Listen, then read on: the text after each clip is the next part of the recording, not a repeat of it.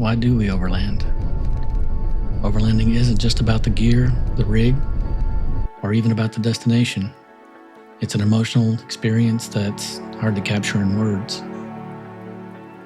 Life gets slower, quieter, and more real when you're out in remote locations. It's about freedom and discovery, traveling to new places and experiencing new things. It's about connecting with nature, friends, and a deeper inner self.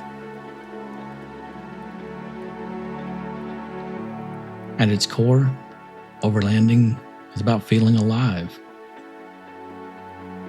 It slips by faster than we think. None of us know how many more sunrises we have left, or how many more trails are still out there waiting to be discovered. But what we do know is that the best days aren't about where we go. They're about who we go with. These are the moments that remind us how incredible the world really is.